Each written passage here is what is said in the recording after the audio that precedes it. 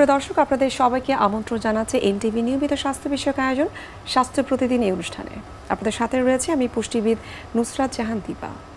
দর্শক, আমরা আমাদের স্বাস্থ্য প্রতিদিন অনুষ্ঠানের মাধ্যমে চেষ্টা করে থাকি যে স্বাস্থ্য বিষয়ক নানাবিধ সমস্যা এবং তার চিকিৎসা পদ্ধতি কী হতে পারে এবং কী করণীয় সেই বিষয়গুলো নিয়ে কিন্তু আমরা আলোচনা করার চেষ্টা করি। সুপ্রিয় দর্শক, আমাদের আজকের আলোচ্য বিষয় হচ্ছে সোরিয়াসিস। আর এই বিষয়টি নিয়ে কথা বলার জন্য আজ আমাদের সঙ্গে স্টুডিওতে উপস্থিত রয়েছেন একজন বিশেষজ্ঞ চিকিৎসক।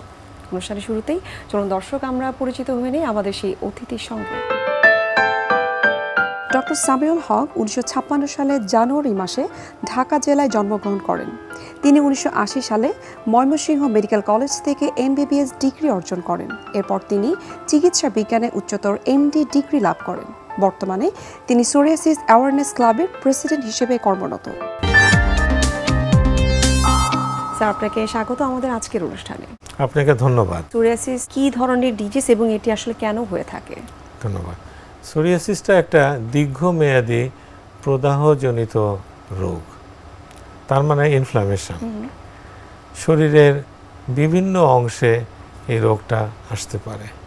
রোগটা যখন শুরু হয় তখন দেখা যায় যে গোলাকার চাকা চাকার মতন রূপালী খুশকির মতন চামড়া উঠতে থাকে। শরীরের সাধারণত যে প্রেশার পয়েন্টগুলো যেখানে চাপ লাগে, যেমন কুনিতে, হাঁটুতে বা হাতের চাপ যেখানে লাগে, এই প্রেশার পয়েন্টগুলোর থেকে এটা উৎপত্তি হয়। তারপরে আস্তে আস্তে বিভিন্ন শরীরের অন্য অন্য জায়গায়ও দেখা যায় চাকা চাকার মতন উঠে এবং খুশকির মতন উঠে। প্রথম দিকে একটু চুলকায়, নাও চুলকাতে পারে। আস্তে আস্তে শরীরের বিভিন্ন জায়গায় ছড়িয়ে যায়, দেখতে খারাপ লাগে। এতদিন তো আমরা মনে করতাম যে সোরিয়াসিসটা শুধু চর্মরোগ, কিন্তু এখন আমরা মনে করি যে না, এটা শুধু একটা চর্মরোগ না। এই রোগটা শরীরের বিভিন্ন পার্টে, যেমন হার্ট, লিভার, কিডনি, আমাদের পাকস্থলী, বিভিন্ন জায়গায় এই রোগটা আক্রান্ত করছে। তাহলে এখন এটা একটা সিস্টেমিক ডিজিজ। সোরিয়াসিস হওয়ার ক্ষেত্রে কোনো নির্দিষ্ট বয়স রয়েছে কিনা, অর্থাৎ ছোটরা আক্রান্ত হয় কিনা বেশি, অথবা অ্যাডাল্ট যারা রয়েছে? সাধারণত ছোটদেরও হয়, তবে সাধারণত দেখা যায় যে দুটো আমরা পিক পিরিয়ড ধরি। একটা ধরি 20 থেকে 30 বছর পর্যন্ত, আরেকটা ধরি 50 থেকে 60 বছর পর্যন্ত। এই দুই রেঞ্জেই দেখা যায় সোরিয়াসিসটা আক্রান্ত বা প্রকাশ পায় বেশি। সোরিয়াসিস কত ধরনের হয় বা কোথায় কোথায় হতে পারে? ধন্যবাদ। সোরিয়াসিস কিন্তু রোগ কিন্তু একটাই, ওই যে চাকা চাকা হয়, খুশকির মতন উঠে, রূপালী আঁশের মতন আসে। এই এখন মাথায় যে সোরিয়াসিসগুলো আসে মোটা মোটা চটা চটা খুশকির মতন, ওটাকে আমরা স্ক্যাল্প সোরিয়াসিস বলি। আচ্ছা। যে সোরিয়াসিসটা আমাদের শরীরে বিভিন্ন জায়গায় থাকে সেটাকে আমরা প্লাক সোরিয়াসিস বলি। যেটা নোকে হয় সেটাকে নেল সোরিয়াসিস বলি। যেটা ভাঁজে ভাঁজে হয় সেটা ইনভার্স সোরিয়াসিস বলি। যেটা হাতে পায়ে হয়, হাতের তালু পায়ের তলায় হয়, সেটাকে আমরা পান্টার সোরিয়াসিস বলি। আবার তাছাড়াও দুটি ধরনের সোরিয়াসিস আছে যেটা খুবই মারাত্মক। একটা হলো পাস্চুলার সোরিয়াসিস, যেটা স্কিনের সোরিয়াসিস হয় এবং পুজের মতন হয়ে সারা শরীরে ছড়িয়ে যায়। এটা কিন্তু মেডিকেল ইমার্জেন্সি। আরেকটা হয় একদম সারা শরীর লাল হয়ে যায়, একদম খুশকি খুব থাকে না, কিন্তু শরীরটা একদম রেড হয়ে যায়। এটাকে আমরা ইরেথ্রোডার্মিক সোরিয়াসিস বলি। এটাও কিন্তু মেডিকেল ইমার্জেন্সি। যখন এই ধরনের সোরিয়াসিস বা সিভিয়ারিটিটা অনেক বেশি থাকে, সেক্ষেত্রে আসলে ট্রিটমেন্ট প্রোটোকলটা কীরকম? ট্রিটমেন্ট প্রোটোকলটা এটা আমরা ভাগ করি। অ্যাকচুয়ালি সোরিয়াসিসটা যখনই একটা পেশেন্ট চট করেই তো আর সিভিয়ার নিয়ে আমাদের কাছে আসে না। আমরা শরীরের ভাগ করি, যে শরীরের কারো যদি 5%-এর কম যদি কারো শরীরে আক্রান্ত থাকে সেটাকে আমরা মাইল্ড ফর্মে বলি। কারো যদি দেখা যায় যে 5 থেকে 10% বডি এফেক্ট করছে, তখন আমরা এটাকে মডারেট বলি। আর যারটা 10%, 30%, 40% হয়ে গেছে সেগুলাকে আমরা সিভিয়ার ফর্মে বলি। তো মাইল্ড ফর্মে যখন আসে তখন আমরা লাগানের ওষুধগুলো, যেমন টপিক্যাল ওষুধ, যেমন কর্টিকোস্টেরয়েড আছে, ক্যালসিপেট্রিওল আছে, ওল্টার আছে, বিভিন্ন রকমের আমাদের ময়শ্চারাইজার আছে, এগুলো ইউজ করতে বলি। যখন দেখে যেটা মডারেট ফর্মে চলে আসছে তখন এই টপিক্যাল ওষুধগুলোও দিই, সাথে আমরা ফটোথেরাপি দেওয়ার জন্য অ্যাডভাইস করি। ন্যারো ব্যান্ড ফটোথেরাপি আছে, পুয়া আছে, যেটা লাইট বা রোশনি দিয়ে যে থেরাপিটা করা হয় সেটার অ্যাডভাইস করি। আর যখন সিভিয়ার ফর্মে চলে যায়, যখন 10%-এর উপরে হয়ে যায়, তখন তাকে আমরা ওরাল ড্রাগসগুলো খেতে বলি। ওরাল ড্রাগসের ভিতরে যেগুলো ইমিউনোসাপ্রেসিভ ড্রাগগুলো যেগুলো আছে, যেমন ম্যাথোট্রেক্সেট, সাইক্লোস্পোরিন, অ্যাসিট্রেটিন, এগুলো দিই। এগুলো হলো কনভেনশনাল ট্রিটমেন্ট, যা আমাদের ইমিউন সিস্টেমকে বন্ধ করে রাখে বা দমিয়ে রাখে। এখন নতুন আরও সুন্দর সুন্দর ড্রাগ চলে এসেছে। কেন? এই সমস্ত ড্রাগগুলি সোরিয়াসিস যে জায়গা থেকে উৎপত্তি হয়, কোষের যে জায়গা থেকে সোরিয়াসিসটা উৎপত্তি হয়, ঠিক সেই টার্গেটে যে ওষুধগুলো কাজ করে, যার জন্যে শরীরের অন্য জায়গায় সেটা এফেক্ট করে না, এবং এই টার্গেটটা এফেক্ট করে। টার্গেটেড ড্রাগ বলি আমরা, যেমন বায়োলজিক্স ড্রাগ আছে, ইমিউনোমডুলেটর ড্রাগ আছে, এই সমস্ত এখন আমাদের দেশে পাওয়া যাচ্ছে। সোরিয়াসিসের ফ্লেয়ার আপের জন্য আসলে কোনো সাধারণ উৎস রয়েছে কিনা? হ্যাঁ, ফ্লেয়ার আপটা সাধারণত হচ্ছে কখন? অ্যাকচুয়ালি সোরিয়াসিসের কারণ যদি আমি বিশ্লেষণ করি, অ্যাকচুয়াল কারণ এখন পর্যন্ত জানা যায়নি। তবে জেনেটিক একটা কারণ, যে বাবা মার সোরিয়াসিস আছে তার ছেলে মেয়ের সোরিয়াসিস হওয়ার সম্ভাবনা থাকে, যে আত্মীয় স্বজনের থাকে তাদের আসার সম্ভাবনা থাকে। তাহলে একটা জিন কাজ করে এখানে, ওই জিনটা যার ভিতরে আছে তার সোরিয়াসিস হওয়ার সম্ভাবনা থাকে। তাছাড়া ইমিউন সিস্টেম আমাদের যেটা আছে, যেটা আমাদের প্রতিরোধ ক্ষমতার সিস্টেম, এই সিস্টেমটা যদি কোনো সময় অ্যাবনর্মাল হয়ে যায়, অ্যাবনর্মাল হয়ে নর্মাল ইমিউন সিস্টেমটা আমাদের শরীরের প্রতিরোধ হিসাবে কাজ করে। যেমন কোনো শরীরে জীবাণু ঢুকলো, সেই জীবাণুটাকে ধ্বংস করে দিল। এই ইমিউন সিস্টেমটা করে কি, অ্যাবনর্মাল বিহেভ করে আমাদের নর্মাল স্কিনকে এফেক্ট করে। নর্মাল স্কিনকে এফেক্ট করে সে তার স্কিনের যে কোষগুলো আছে, কোষের প্রোডাকশনটাকে অ্যাবনর্মালি ইনক্রিজ করে দেয়। ওই যে ইনক্রিজ করে দিলে যে স্কিনটা বিভিন্ন স্টেজে, মানে ধাপে ধাপে স্তরে স্তরে আসার কথা, 1 মাস লাগার কথা, সেই কোষটা 4-5 দিনের ভিতরে দেখা যায় যে একদম ফুলে ফেঁপে বেরিয়ে আসতেছে। তো এই যে একটা অ্যাবনর্মাল বিহেভিয়ার ইমিউন সিস্টেমের জন্য হচ্ছে, এটা একটা কারণ হতে পারে। আরেকটা হতে পারে কিছু রিস্ক ফ্যাক্টর থাকে, যেমন একটা পেশেন্টের সোরিয়াসিসের টেন্ডেন্সি আছে কিন্তু প্রকাশ পায়নি, সে রোগীটা যদি খুব স্ট্রেসে থাকে, সোরিয়াসিসের জন্য স্ট্রেস অনেকটা বড় একটা কারণ। তারপরে দেখা যায় যে তার কোনো ইনফেকশন হলো, হয়তো একটা রোগী, একটা বাচ্চা ছেলের হয়তো গলায় ইনফেকশন হয়ে গেল, সোর থ্রোট হয়ে গেল, তারপরের দিনই দেখলাম যে তার সারা শরীরে সোরিয়াসিস ছড়িয়ে গেল। তার মানে এটাও একটা কারণ, শরীরে ইনফেকশন হওয়াটা বা যে কোনো ইনফেকশন হলে সোরিয়াসিস হওয়ার প্রবণতা বেড়ে যায়। স্যার, যে ফ্যামিলিতে বাবা অথবা মা অথবা পরিবারের অন্যান্য কোনো সদস্যের যদি সোরিয়াসিস থেকে থাকে, এক্ষেত্রে বাকি সদস্যদের আসলে কতটুকু সতর্কতার সাথে এই সোরিয়াসিসটাকে মোকাবেলা করা উচিত যেন তাদের সেই ডিজিজটা না হয়? হ্যাঁ, এই যে বললাম যে স্ট্রেসটা তাদের কমাতে হবে, তাদের যদি কোনো সময় ইনফেকশন হয় সেটা কন্ট্রোল করতে হবে, তাদের খাওয়া দাওয়াগুলো একটু নিয়ন্ত্রণে আনতে হবে। যেমন কিছু কিছু ড্রাগ আছে, আমরা ইনফ্লামেটরি ড্রাগ, যেমন নাইটশেড, টমেটো আছে, রেড মিট আছে, তারপরে কিছু কিছু মিল্ক প্রোডাক্ট আছে, কিছু কিছু প্রিজারভেটিভস আছে, তারপরে এই ধরনের ফুডগুলো আমরা তাদেরকে অ্যাভয়েড করতে বলবো। তারপরে বলবো যে আপনি এই খাওয়া দাওয়ার কথা বলবো, কোনো হার্শ জিনিসগুলি যেমন পাউডার, সাবান, ভীম, ডিটারজেন্ট, এগুলো যেন খুব বেশি হ্যান্ডেল না করে, কারণ তাতে দেখা যায় যে তার ভিতরে যে সুপ্ত সোরিয়াসিসেরটা ছিল, সে ডিটারজেন্ট দিয়ে খুব কাজ করছে, হঠাৎ দেখা গেল যে তার হাতে সোরিয়াসিসটা ডেভেলপ করে গেল। আঘাত আর একটা ইম্পর্টেন্ট জিনিস, ক্ষতটা যাতে না হয়, হয়তো বা কোনো জায়গায় কেটে গেল, কোনো সার্জারি হলো, হ্যাঁ, বা কেউ যদি খুব বেশি চুলকায়, সেই জায়গা দিয়েই দেখা যায় যে তার সোরিয়াসিসটা ডেভেলপ করে যেতে পারে।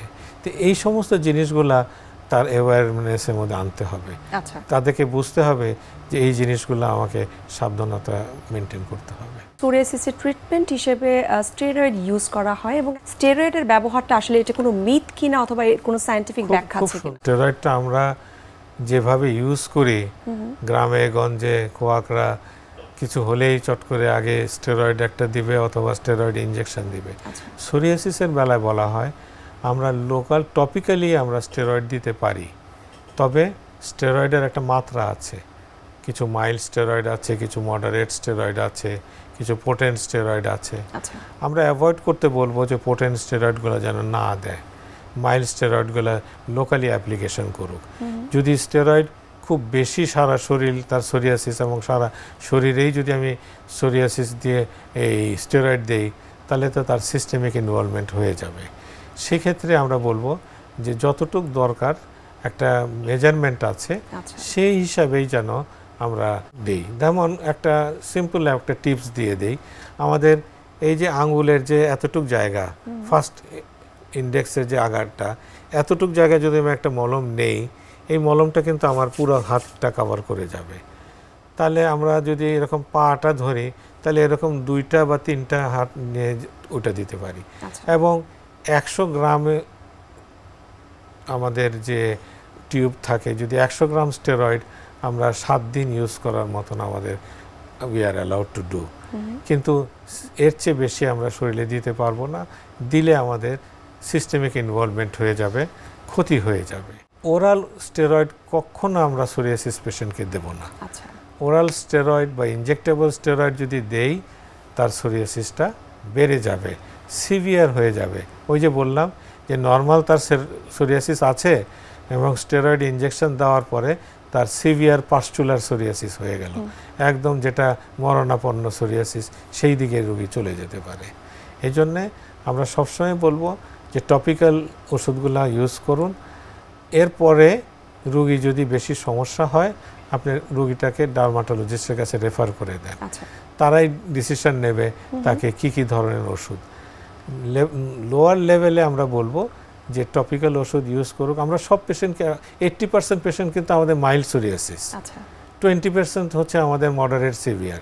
তাহলে 80% পেশেন্ট কিন্তু আমাদের নর্মাল ডাক্তারদের কাছেই যাচ্ছে, নর্মাল হেলথ অ্যাসিস্ট্যান্টদের কাছেই যাচ্ছে।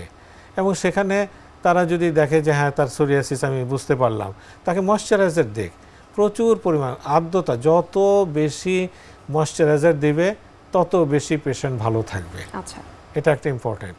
ময়শ্চারাইজার দেখ, একটু মাইল্ড স্টেরয়েড দেখ, একটু অন্য যেগুলা লোকাল টপিক্যাল আছে সেগুলো দেখ। তারপরে যদি দেখি যে না এতে কন্ট্রোল হচ্ছে না, তখন পেশেন্টটাকে রেফার করে দিতে হবে। জটিল অবস্থায় সোরিয়াসিসের আসলে আর কি কি কন্ডিশন হতে পারে সেটা সম্পর্কে আমরা আরো বিস্তারিত জানবো। তবে তার আগে আমরা একটু দেখে নিয়েছি আমাদের স্বাস্থ্য প্রতিদিনের নিয়মিত আয়োজন কি খাবেন কেন খাবেন এই সেগমেন্টটি। দর্শক আপনারা দেখছেন এনটিভি নিয়মিত স্বাস্থ্য বিষয়ক আয়োজন স্বাস্থ্য প্রতিদিন এই অনুষ্ঠানটি। এ পর্যায়ে আমরা দেখে নিয়েছি বিভিন্ন খাদ্যের পুষ্টি গুণাগুণ নিয়ে আমাদের পুষ্টিবিদের পরামর্শ। আমাদের স্কিনটাকে সুন্দর রাখতে আমরা কি না করি, আসলে আমাদের সবার ইচ্ছে যে স্কিনটা আমরা সুন্দর রাখি, আমাদের ত্বকটা যেন সুস্থ থাকে। এবং এই সুন্দর এবং সুস্থ ত্বকের জন্য কিন্তু আমাদের অবশ্যই একটু কষ্ট করতে হয়। প্রতিদিন কিছু নিয়ম করে আমাদের খাদ্য তালিকায় রাখতে হবে এবং কিছু নিয়মকানুন আমাদের মেনে চলতে হবে, তাহলে কিন্তু আমরা সুন্দর এবং সুস্থ ত্বকটা পেতে পারি। সুস্থ এবং সুন্দর ত্বকের জন্য প্রতিদিন আপনি সুষম খাবার, সেটার পাশাপাশি যে খাবারগুলি স্পেসিফিক আপনাকে রাখতে হবে সেটা হলো প্রতিদিন সকালে আপনাকে হলুদ একটি ফল খেতে হবে। যেমন পেঁপে হতে পারে, অথবা আপনার আম হতে পারে, অথবা আপনার খেজুর হতে পারে, অথবা কলা হতে পারে, অথবা আপনার যে ধরনের সবজিগুলো আমাদের অ্যাভেলেবেল আছে যেমন গাজর, মিষ্টি কুমড়া, এই জাতীয় খাবার প্রতিদিন আপনাকে 1 সার্ভিং করে খাদ্য তালিকায় রাখতে হবে।